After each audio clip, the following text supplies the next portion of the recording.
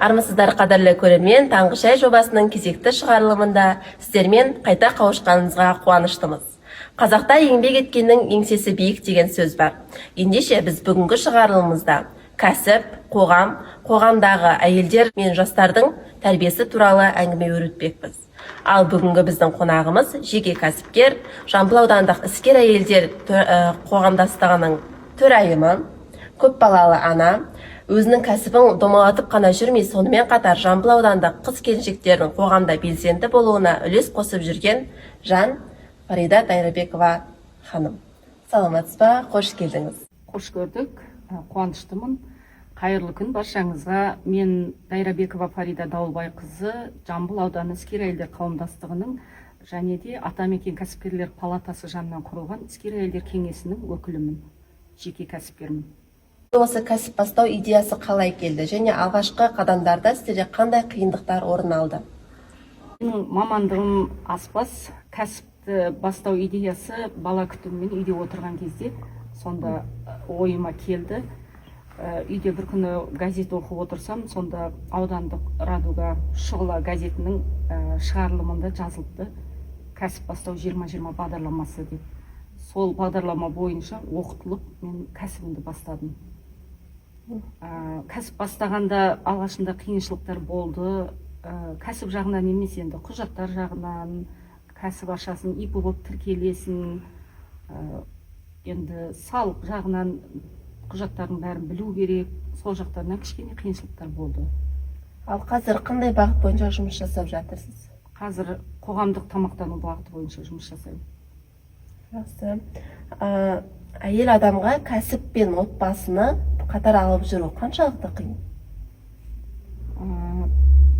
Әйел адам екі жақты да баланста ұстап отыру керек деп ойлаймын. Үйге қарамасаң, үйдің берекесі қашады. Кәсіпте енді ол жауапкершілік, ол кәсіп деген өте ауыр жол, қиын жол. Оған да көңіл бөліп, уақытылы қарап отырмасаң, кәсібің құлдырайды. Екеуі де маңызды, екеуін де баланста ұстап отыру керек. Жауапкершілікпен екеуіне де қарау керек. Отбасында тірліктер бар, кәсіпте ол командамен жұмыс жасайтын болғандықтан, ол жерде де екеуіне бірдей көңіл бөлу керек. Шынында да қазір әйел адам тек отбасының ұйытқысы ғана емес, сонымен қатар қоғамның дамуына үлес қосып жүрген тұлға ретінде де танылып келе жатыр. Ал сіздің қазіргі жастарға көңіліңіз толады ма? Қандай қазіргі жастардың кәсіпкерлікке деген ықпалы қандай деп ойлайсыз? Қазіргі жастар негізі жақсы керемет өмір сүріп жатыр. Дамыған заманда қазіргі жастарға егер кәсіп ашатын болса, ешқандай қиыншылық жоқ. Қазір қолжетімді бәрі. Интернет дамыған заман. Негізі жастар деген кезде мен көз алдыма жастар орталығының ұжымы келеді. Сол жастарды көріп, мен қуанамын. Барлық бағытта жұмыс жасап жатыр. Өздерін белсенді көрсетіп, қоғамдағы барлық іс-шараларға белсенді қатысып. Қазіргі жастардың белсенділігіне қалай баға бересіз? Қазіргі жастар дегенде көз алдыма жастар орталығының тобы елестейді. Жандармызда бастаған топ. Ол жастардың тірлігіне қарап мен қуанам кәдімгідей. Бір өтіп бара жатсам, гүлдер егіліп тұрады. Жан жақта бір қарасам, бір топ болып дала тазалап жүреді. Тағы бір қарасам, қайырымдылық жасап жүреді. Мен сол жастардың жұмысына қарап, көңілім толады. Рахмет.